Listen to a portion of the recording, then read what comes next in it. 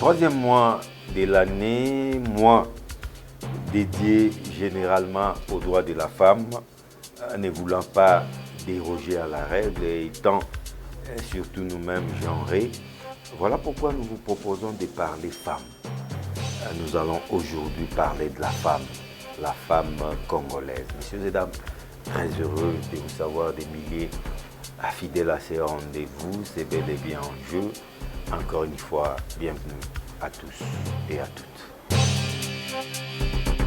Mamie Hans Kalele, première dame de la GSN, bienvenue pour la première fois dans le jeu. Merci beaucoup, Papa John, d'avoir pensé à nous inviter aujourd'hui. Et merci beaucoup à tous ceux qui vont nous suivre. Que le Seigneur vous bénisse. Exceptionnellement, vous ne serez pas seul. Vous serez accompagné de Madame Yvette Ampengue, vice-présidente de la Ligue des femmes au sein de la GSN Asvel. Bienvenue, Madame Ampengue. Merci beaucoup, Papa John. Je suis très ravi de nous recevoir sur ce plateau à votre émission en jeu. C'est vraiment en beauté que nous clôturons les mois de mars, mois dédié aux droits de la femme dans le jeu. Alors, Mamie Hans Kalele, dites-nous, la GSN Génération Congo Nouveau, une association sans but lucratif à caractère politique, quelle place occupe la femme au sein de cet aspect? Au sein de l'ASBL Génération Congo Nouveau, la femme occupe la place de choix. C'est même la raison pour laquelle on organise régulièrement des ateliers pouvant la permettre de se renforcer en capacité. Voilà. Donc c'est ça. Donc je disais la place de choix. Voilà. C'est la raison pour laquelle on organise régulièrement des ateliers pouvant la permettre de se renforcer en capacité. Donc une place de choix pouvant permettre la femme de se renforcer en capacité, mais cela s'est matérialisé par quoi au courant du mois? Par quel type d'activité que vous avez organisé? Oui, au regard du thème annoncé cette année, qui ont rapport avec la numérisation de la femme, on a eu à organiser quelques formations en informatique. On a appris à la femme comment utiliser l'outil informatique. Et vu que de nos jours, tout se passe en ligne, même les ventes, on voit que ça se passe en ligne. Donc, on a eu à faire quelques formations, à montrer à la femme comment utiliser son téléphone à bon escient, comment communiquer avec l'étranger. Donc, c'est ça. Et nous avons encore eu à faire des ateliers concernant le mariage parce que nous avons constaté que de nos jours, le mariage ne dure pas. On a vraiment martelé sur le mariage. Bien dit, Madame Ampengue, vice-présidente de la Ligue des femmes au sein de la GSN, la femme congolaise est-elle considérée au sein de votre aspect? Et de quelle manière? La femme congolaise, aussi de notre... au sein de la GSN, au sein de la GSN. Génération Congo Nouveau. Oui. Nous parlons d'abord de votre association. La femme est bien considérée, elle occupe une place importante parce que la femme, c'est elle qui est la base de la famille, de la société. Donc la femme est vraiment occupe une place importante. Nous la considérons, voilà pourquoi nous sommes là en train de les former pour qu'ils arrivent à la perfection et qu'elles puissent s'intégrer dans le développement de la nation. Alors, je reviens à la première dame de la GSN, Mamie Hans Kalele. C'est vrai, nous célébrons la femme au cours de ces mois finissants. Mais cette femme-là que nous célébrons aujourd'hui, la femme congolaise, souffre de quels maux? Quels sont ces virus, quels sont ces mal qui gangrènent la femme congolaise? Bon, la femme de la RDC, surtout de l'Est du pays, souffre terriblement. Elle est tout le temps violée et violentée. Vraiment, c'est quelque chose qui nous fait mal. Vraiment, là, nous interpellons de plus l'État. Vraiment, si il peut faire quelque chose.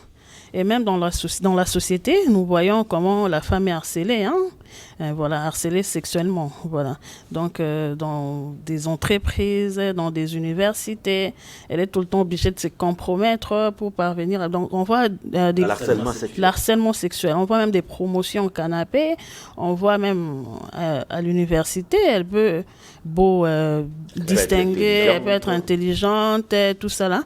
Mais pour qu'elle puisse accéder ou soit avoir son diplôme, elle est obligée de se compromettre. Elle peut avoir ses points comme ça, on fait disparaître les points. Que les codes sont sexuellement transmissibles. Oui, malheureusement. Donc, on peut faire disparaître les codes et demander à la femme, malheureusement, de se compromettre avant de pouvoir récupérer ses codes. Donc, particulièrement, la femme de l'Est est violée. C'est un fléau qui fait très mal. Là, c'est de façon générale. Et de façon particulière et généralement, vous voulez dire que la femme est harcelée sexuellement. Là, dans les milieux professionnels et les milieux académiques, elle est aussi harcelée. Cette fois-ci, les points seraient sexuellement transmissibles. Madame Apengue partage cette avis que la femme congolaise souffrirait de ces maux. Sincèrement, Papa John, la femme dans notre pays est en train de souffrir. Et particulièrement à l'Est, c'est comme vient de dire maman Anskalele. Ils sont violés, violentés. Vraiment, nous déplorons ces actes de barbarie. Les femmes souffrent beaucoup, surtout à l'Est. Il y a des pertes de vie, tout ça là. Elles sont victimes du viol. Ils sont victimes de viol et ils sont violentés, tout ça. Donc, vraiment, il y a la dégradation de mœurs et puis l'effritement de morale des gens par rapport à ce qui se passe à l'Est. Et sur le plan professionnel aussi, la femme est victime de certaines pratiques dégradantes. À l'Est, comme il y a la situation n'est pas vraiment saine et tranquille, je pourrais plus parler de ailleurs, la ville de Kinshasa, c'est la même chose. Donc, la femme est aussi violée. Il y a de viols aussi dans la ville de Kinshasa. Il se passe des viols aussi dans la ville de Kinshasa. Oui. Lui, de temps en temps, on rencontre, on avait violé, on a même tué aussi. On rencontre des cadavres dans les rues, tout ça là. Même à Kinshasa. Et les problèmes d'harcèlement sexuel de niveau professionnel, ça se passe comme ça là. Donc si vous ne cédez pas, il n'y a pas d'évolution. Vous ne voulez pas, vous restez là. Tout comme aussi dans le milieu académique, ça se passe comme ça. On ne cède pas, il n'y a pas de réussite, vous êtes récalé. Donc nous déplorons vraiment cette situation. Et nous demandons à l'État congolais d'intervenir, de s'intégrer pour arrêter ces manœuvres-là. C'est bien beau de déplorer, mais qu'est-ce que vous faites concrètement pour mettre un terme à ces fléaux? Ça ne sert à rien de continuer de pleurnicher. Bon, c'est ça, quand on dénonce, on est en train de dénoncer et puis vraiment je ne sais pas comment dire. Je ne sais pas ce que vous voulez nous dire. Il faut demander à l'État, quand on est en train de déplorer des choses, quand on est en train de pleurnicher. Il faut continuer de plaider. Oui, de plaider. Je ne sais pas, il faut peut-être faire des marches, je crois, c'est ce qu'il faut. Il faut des manifestations. Il faut faire des manifestations. Normalement, nous devons nous lever pour plaider la cause des femmes et surtout pour nos sœurs de l'Est. Mamie Anskalele, c'est vrai, vous avez dit que la femme occuperait une place de choix au sein de la Génération Congo Nouveau, une association sans but lucratif. Mais à un moment, vous avez parlé des mariages, vous avez évoqué les mariages, vous organisez l'encadrement de la femme, surtout dans cette institution appelée mariage. Mais je ne sais pas de quel mariage vous voulez parler, parce que de nos jours, l'homme moderne, en plein XXIe siècle, les mariages, c'est pas seulement que l'homme et la femme. Les mariages hétérosexuels, c'est vrai, mais les mariages aussi homosexuels, on les voit au niveau dans certains États, ils sont allés même très loin. Et au niveau de l'État et au niveau de l'Église, on célèbre les mariages homosexuels, tout comme les mariages hétérosexuels. Mais quand vous parlez des mariages là, de quel mariage vous voulez parler? Autrement dit, je voulais vous demander la définition du mariage. Ok, la définition du mariage, c'est d'abord une institution divine. Voilà. Le mariage a été institué par Dieu depuis les jardins d'Éden. Donc le mariage est hétérosexuel, c'est-à-dire l'homme et la femme. Donc c'est ça. Mais ça, c'est un vieux discours, là. Actuellement, le monde a tellement évolué. Vous voyez des gens très intelligents, peut-être plus intelligents que vous et moi, mais qui se marient, même devant l'État, devant Dieu. Mais qui êtes-vous pour dire que le mariage, c'est rien qu'il y a entre l'homme et la femme? Bon, Papa John, moi je suis dans les livres des Genèse, hein? Donc c'est le livre du commencement. Donc on regarde au commencement, quand Dieu avait créé le monde, comment il avait créé. Donc en tant qu'enfants de Dieu, nous ne pouvons pas, en tout cas, nous ne pouvons pas encourager ce genre de pratiques. Parce que ces gens-là qui sont homosexuels, d'abord, quand Dieu a créé comme ça, c'est pour une mission. Oui, je disais, quand Dieu a créé comme ça, c'est pour une mission donnée. Il a dit, soyez féconds, multipliez, assujettissez, remplissez la terre et tout. Maintenant, quand eux, ils font des pareils actes, comment ils vont faire pour accomplir cette mission? Les buts du mariage, c'est pas que les enfants. En tout cas, les enfants, on peut les adopter, les enfants, on peut en fabriquer autrement de nos jours. Les buts du mariage, ce n'est pas forcément les enfants. Moi, je ne partage pas ces points de vue-là. Ces gens-là, ce sont des gens perdus. On ne se marie pas pour avoir les enfants. Et que diriez-vous de ces couples qui n'ont pas d'enfants? Doivent-ils divorcer? Non, même pas. Voilà. Même pas. Ces gens-là, nous avons un Dieu, non? Un Dieu puissant, un Dieu qui répond. Donc, lui-même, il a promis, il a fait des promesses. De toute façon, les projets qu'il a formés pour nous, ce sont des projets de paix et de bonheur afin de nous donner de l'avenir et de l'espérance. Donc, nous encourageons seulement le mariage que Dieu a institué. Concernant les homosexuels, pour moi, je trouve que ce sont des gens perdus. Donc, ce sont des gens qui se sont égarés dans leurs pensées. Et leur cœur, sans intelligence, a été plongé dans les ténèbres. Donc, ce sont des gens vraiment perdus. Et ils vont recevoir le salaire que mérite leur égarement. Donc, pour moi, ce sont des gens égarés. Vraiment, je décourage ces genres de pratiques-là. Et malheureusement, on voit ces pratiques-là au sein des couples. Malheureusement. Donc, il y a un homme marié qui est bisexuel. C'est vraiment déplorable, c'est des choses. Les Quinois appellent ça double estime. Voilà, double estime. Voilà, donc c'est une abomination. Ces gens-là risquent d'attiser la colère de Dieu sur eux. Donc c'est vraiment quelque chose à bannir. Madame Apengue, de quel mariage enseignez-vous aux femmes de la GSN? À la GSN, nous enseignons le mariage hétérosexuel. Parce que c'est Dieu qui est l'instituteur du mariage. Il a dit, l'homme quittera sa famille et s'attachera à sa femme. Et deux deviendront une seule chair. Donc nous parlons du mariage hétérogène, donc l'homme et la femme. Parce que ce Dieu qui a instauré le mariage, notre Dieu est incontournable. C'est lui qui a établi le mariage. Il a travaillé pendant 6 jours et le 7e jour, il s'est reposé. Donc personne ne peut venir détourner, contourner le plan merveilleux de Dieu. Dieu, quand il a établi comme ça, c'était fini, l'homme et la femme, et deviendront une seule chair. Pas l'homme et l'homme. L'homme quittera sa famille pour s'attacher à un autre homme. Non, c'est pas comme ça. Ça, c'est vraiment une pratique. Une femme aussi quittera sa famille, oui. Oui. Ces gens-là sont dans la perdition. Ils sont vraiment abominables aux yeux de l'Éternel. Et ils auront pour récompense. Donc c'est un mariage contre nature. C'est vraiment contre nature. Non, mais on risque de vous traiter de sexiste. C'est-à-dire que vous oppressez des gens qui s'aiment, ça fait partie aussi de l'oppression. Il faut laisser libre cours, c'est aussi ça la liberté. C'est aussi ça, les droits de l'homme. En tout cas, ça, pour nous, c'est une folie. C'est vraiment une folie de grandeur.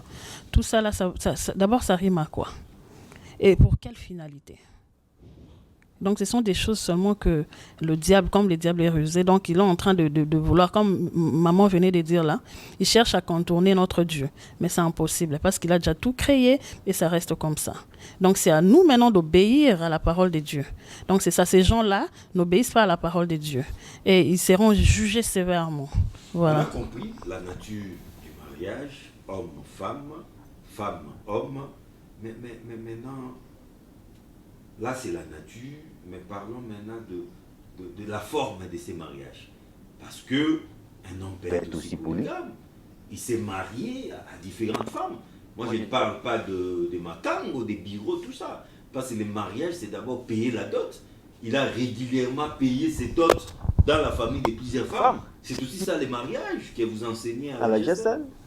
Non, pas du tout. Nous enseignons les mariages monogamiques, c'est-à-dire institués par Dieu et reconnus par l'État congolais. Donc la Bible dit que l'homme, il n'est pas bon que l'homme soit seul. Je lui ferai une aide semblable à lui. Et l'homme quittera son père et sa mère, s'attachera à sa femme et les deux deviendront une seule chair. Donc on a dit quittera son père et sa mère, s'attachera à sa femme. Donc c'est-à-dire matassa. Non, c'est sa femme, c'est pas ses femmes. Donc c'est ça, c'est le mariage monogamique. On a dit institué par Dieu et reconnu par l'État congolais. Donc, Madame Yvette, même à... Oui, je suis de même avis que Mamie Hans Kalele. Parce qu'il y a aussi beaucoup de femmes dans le monde et les hommes ne sont pas si nombreux. Un homme qui prend en charge, qui s'est marié à plusieurs femmes, c'est une façon d'aider les femmes. Je ne sais pas si il y a quelqu'un qui a fait cette statistique mondiale pour dire que il y a beaucoup de femmes. Non, là c'est évident, c'est connu. Mais moi je ne pense pas. Les femmes dans le monde et les hommes. Bon, Si il faut parler Congo, ça c'est une évidence. mais à mon avis, je ne pense pas parce que Dieu est souverain. Quand il a dit que l'homme et la femme, c'est-à-dire quand il crée une femme, il a créé un homme, il a aussi créé une femme pour cet homme-là. Et qu'il y a vraiment un pléthore de femmes, moi je ne pense pas. Tout ça là, moi je pense pas. Par exemple, c'est seulement le désir exagéré des gens. C'est la convoitise. C'est la convoitise qui fait que bon, j'ai ma femme à la maison, mais ça suffit pas, il faut prendre encore une autre. C'est là, je sais pas moi. Excusez-moi le terme, les hommes sont un peu vicieux, hein. C'est un peu vicieux. Donc, c'est la convoitise qui fait que, bon, les femmes sont nombreuses. Mais on nous a toujours dit, l'homme départ même sa nature. Il ne peut pas avoir une seule femme. Au lieu maintenant de déconner, au lieu d'aller dans l'impudicité, je vais lâcher les mots, autant c'est marié officiellement à plusieurs femmes. Certaines religions les permettent même. Bon, je ne sais pas certaines religions dans d'autres pays, mais ici, chez nous, en RDC, c'est la monogamie qui... Oui, officiellement, mais suivez tous ces hommes-là, ils ne sont pas monogamiques. Officiellement, ça, c'est sur papier, ça. Nous acceptons ce qui est officiel. C'est sur papier. L'État reconnaît... Ce que l'État reconnaît, c'est ce que Dieu aussi reconnaît. Dieu reconnaît seulement le mariage monogamique. Ce qui se passe là, c'est la convoitise, c'est le désir des gens. Dans la famille, des gens qui sont cupides. Bon, il faut marier ma fille. Il faut faire marier beaucoup de femmes à un homme. Seulement pour... l'homme ne peut pas se contenter d'une seule femme. C'est ça le problème. Mais pourquoi il ne peut pas... Même physiologiquement, ça pose problème. Ça a été démontré. Comment ça, Papa John? Ça pose problème, pourquoi? Dieu qui a créé l'homme, il savait que... Donc, vous avez dit quoi? Physiologique? Physiologiquement. Dieu le savait... Par le fonctionnement de son organe. L'architecte de l'homme, c'est Dieu. C'est Dieu qui est l'architecte.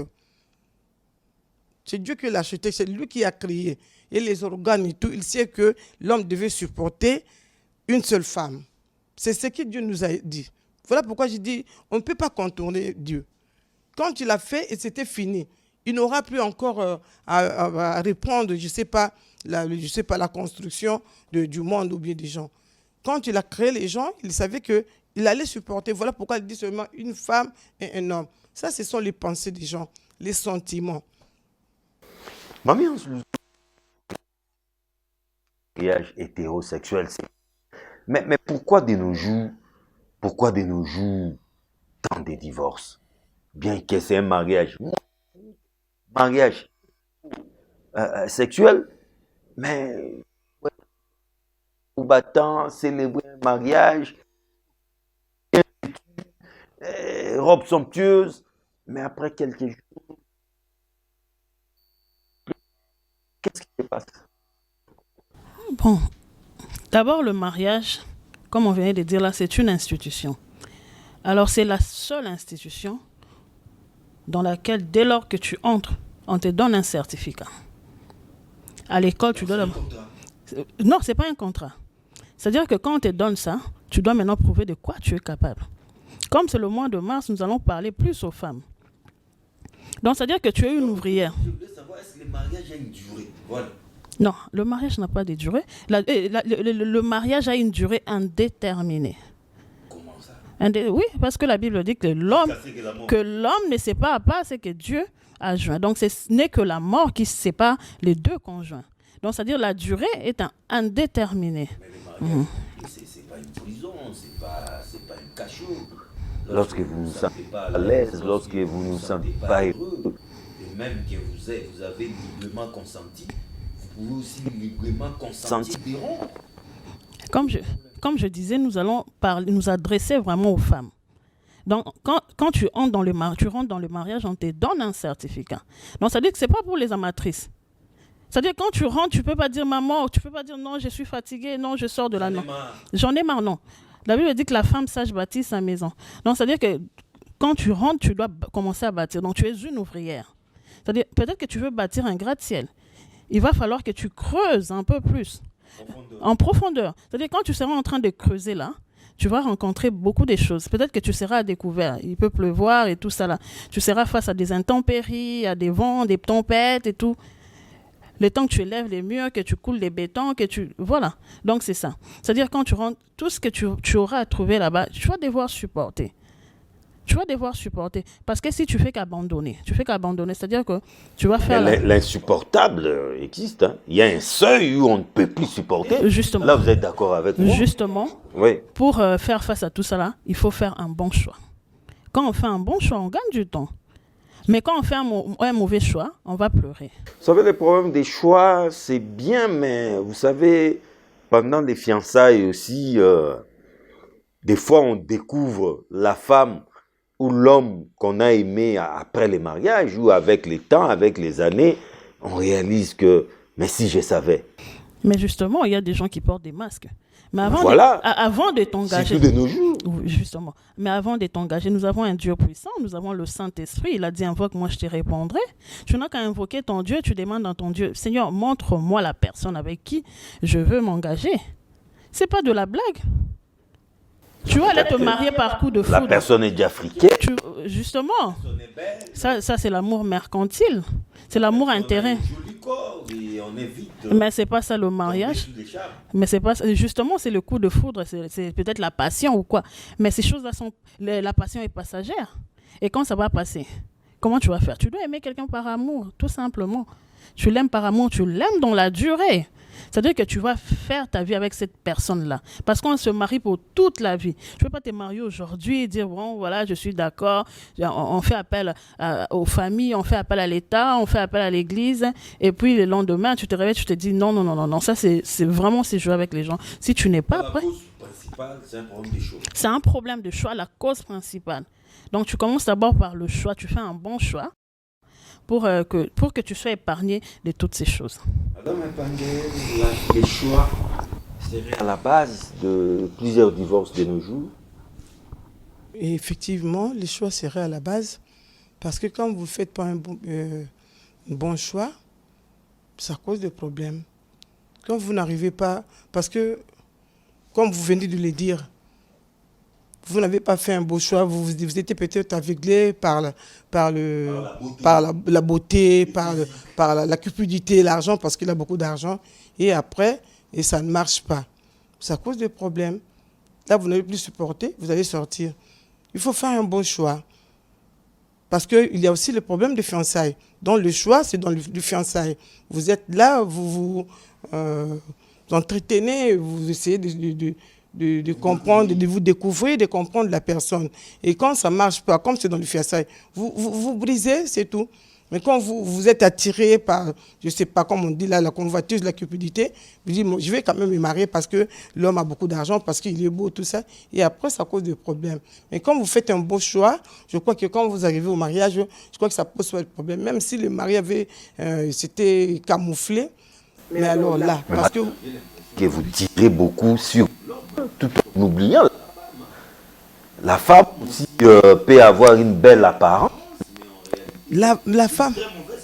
Ok, la femme. Tirer là, c'est toujours l'homme. Bon, la femme est la base. La femme est la base. Comme aussi nous parlons de la femme, nous sommes le mois de femme, nous allons parler des femmes. Il y a beaucoup de choses qui se passent par rapport à la femme. La femme est la femme infidèle. La femme est infidèle. La femme est insoumise à son mari. Ça pose des problèmes. Parce que là, comme on a dit, c'était pour une mission. On a dit que l'homme était seul avec tout ce que Dieu avait créé pour lui. Il n'était pas heureux. Et Dieu a dit qu'il n'est pas bon que l'homme soit seul. Je lui ferai une aide semblable à lui. Donc la femme a été créée pour être une aide de son mari. Donc il est là pour son mari. Il doit supporter son mari. Il doit prendre soin de son mari, subvenir à ses besoins. Donc la femme doit s'occuper de son mari. Alors, mais qu'est-ce que vous m'avez dit? La femme fait quoi? La femme infidèle. La femme infidèle. La femme infidèle, tout justement, c'est ce qu'on vient de dire. C'est toujours le problème d'envie, le problème de cupidité. La femme doit supporter son mari. La femme doit se contenter au revenu de son mari. Parce que la Bible nous dit que le désir de la femme, c'est porter vers son mari. Alors, si une femme est envieuse, elle est cupide, elle n'arrive pas à se contenter du revenu de son mari, va aller ailleurs. Va chercher ailleurs parce qu'on lui donne beaucoup. C'est l'infidélité. Ça cause des problèmes. La femme insoumise, elle est peut-être orgueilleuse. Comme on a dit là, on avait créé la femme pour l'aide de son mari. Donc la femme est l'aide du mari. Elle est au service du mari. Une aide, c'est quelqu'un qui aide, qui est au service du mari. Donc elle doit se contenter de son mari. Elle ne peut pas monter sur son mari. Donc elle est une aide, elle est au service de son mari. Donc je crois qu'elle ne peut plus aller ailleurs. Elle ne peut plus être orgueilleuse devant son mari. Quand le mari tonne, elle aussi elle tonne. Le mari sort, moi je sors. Je ne peux pas rester à la maison. L'insoumission, ça cause aussi vraiment, ça entraîne beaucoup de conséquences de divorce. Mamie Hans Kalele, les mots est sorti de la bouche de Madame Apenge. Conséquences du divorce. Bon, la première conséquence, c'est plus les enfants qui sont des victimes. Voilà. C'est pourquoi certaines femmes restent au mariage, même si elle en a déjà marre, non. Ça, ce sont vraiment des langages pas bons. Il faut demeurer dans le mariage pour l'amour. On ne peut pas rester pour les enfants. Donc, c'est-à-dire, quand je reste par amour. Donc, c'est ça. Donc, les enfants vont en pâtir. Voilà, ils seront délaissés pour compte. Peut-être que la maman aussi peut laisser les enfants, elle part. Et la marâtre qui viendra, elle va commencer à faire souffrir les enfants. Les enfants ne vont plus bien manger. Ils vont peut-être ne seront pas bien scolarisés, bien traités. C'est ça. C'est comme ça que nous fabriquons des chégués. Tout à fait. Des chégués, des koulouna aujourd'hui. Des enfants qui... Tout à fait. Les enfants vont devenir des sorciers. Donc, et puis, la personne qui divorce là, la Bible dit que si, par exemple, tu épouses une femme divorcée, tu commets l'adultère. Donc, tu vas commencer... Tout à fait. Or, les adultères n'hériteront pas les royaumes des cieux. Et puisque quand tu vas divorcer, avant que tu ne te remaries, tu dois attendre à ce que l'autre meure. Donc, ton conjoint ou ta conjointe meure. Entre-temps, comment tu vas vivre dans la vie des péchés? Donc, tu seras exposé. Et il y a aussi des maladies, il y a aussi des soucis. Il y a des soucis, il y a des règlements des comptes. Des remords. Il y a aussi des règlements des comptes. Je vais te prouver de quoi je suis capable. Je vais faire ceci. Donc, je vais me venger. Oui, il y a la haine, il y a tout ça là. Donc, c'est la rancune, tout ça là, la rancœur, donc tout ça là. Et ça cause... Il y a vraiment beaucoup de conséquences. Madame Apenge, d'autres conséquences? Des conséquences... du divorce. Les divorces créent l'instabilité dans la famille. Les divorces entraînent le manque de paix, manque de joie. Les gens sont éparpillés. Quand le papa peut-être se remarie, la famille est dispersée. La famille est dispersée. Quand le papa se marie, les enfants n'arrivent pas à bien vivre dans leur maison parce que peut-être la maman ne va pas supporter. Une nouvelle maman, la maman ne supporte pas les enfants. Souvent, les enfants sont turbulents, tout ça. Les enfants sont sorciers, comme on dit aussi. D'autres mamans qui ne supportent pas. Il y a la vie des enfants qui est des toutes comme ça, là. l'éducation, et même aussi les études. Les enfants peuvent être là, papa est pris tiré par le sentiment de sa nouvelle femme, et souvent c'est si difficile qu'il s'occupe des enfants comme il se doit. Il n'a pas d'argent pour payer le frais scolaire parce qu'il faut s'occuper de la nouvelle maman, il faut s'occuper de tous ses besoins, tout ça là. Ça cause s'occuper de la nouvelle reine. De la nouvelle reine, voilà. Ça crée vraiment l'instabilité. Et quand ce n'est pas comme ça aussi, il y a du côté du mari. Il peut rester comme ça. Ils se sont séparés. Mais des fois, il a des mauvais sentiments. Il y a des remords par rapport à ce qui s'est passé. Des sentiments de rejet, des blessures intérieures par rapport à la femme qui est partie. Et tout ça, là, s'entraîne de maladies. Nous voyons des morts précoces, des maladies, des AVC et tout ça, là, du côté du mari. Du côté de la femme aussi, c'est la même chose. Et quelque part aussi, ça s'entraîne une baisse de l'évolution sociale de la famille. Parce que de l'instabilité totale. Bon, un homme s'est marié avec sa femme, ils ont des projets, ils sont ensemble, ils ont des projets, ils ont investi, ils vont faire ceci, ils vont faire cela. Mais au moment du divorce, il y a la séparation des biens. Alors, s'ils avaient peut-être investi, ils avaient des projets investis, je crois que on ne pourra plus bien continuer ces projets-là. Donc, ça entraîne vraiment la destruction de la couche sociale de la famille. Le divorce n'est pas bien. Vous oubliez. Les divorces ont des conséquences fâcheuses, vraiment à éviter. Alors, quel conseil allez-vous donner à ces couples qui sont peut-être déjà en phase de divorce, qui ont peut-être déjà engagé même les processus, la procédure? Et vous allez aussi, non, vous n'allez pas conclure parce que nous allons conclure avec Madame Ampengue et puis nous revenons à vous. Mais conseil d'abord à ces jeunes couples qui viennent de se marier et qui n'arrivent plus à mettre sur la même longueur d'onde et ils sont déjà en phase de divorce. Vraiment, on venait d'évoquer les conséquences. C'est quelque chose de pas bien. Pas du tout. Donc, il ne faut pas le faire. Ne faites pas ça chez vous. Ne faites pas ça chez vous. Nous avons un Dieu puissant qui a institué le mariage. La Bible a dit que la femme sage bâtit sa maison. Je m'adresse à toutes ces femmes qui se retrouvent dans le cas que nous venons d'évoquer, d'implorer la grâce de Dieu. Il y a un passage dans la Bible où les disciples étaient dans la mer et tout, et il y avait un vent, une tempête.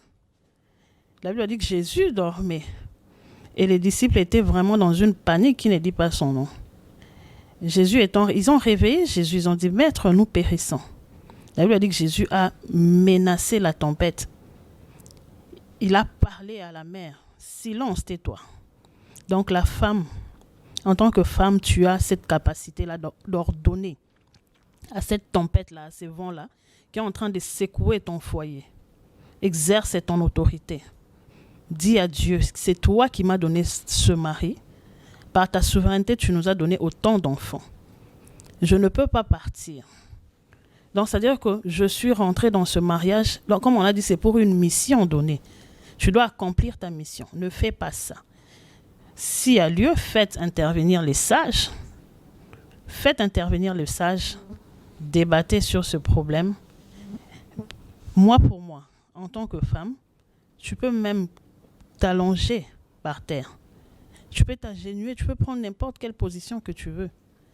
Invoquer Dieu pour qu'il puisse te venir en aide. Parce que c'est quelque chose de pas bien. Voilà. Madame Ampengue, votre conclusion par rapport à ces mois réservés aux droits de la femme et les thèmes principaux que nous avons évoqués, c'est les mariages, les divorces et ses conséquences. Le mariage est quelque chose de bon. Quand Dieu était en train de créer, la Bible nous dit que tout ce qu'il faisait était bon. Le mariage est quelque chose de bon qui entraîne vraiment des bonnes choses dans la famille.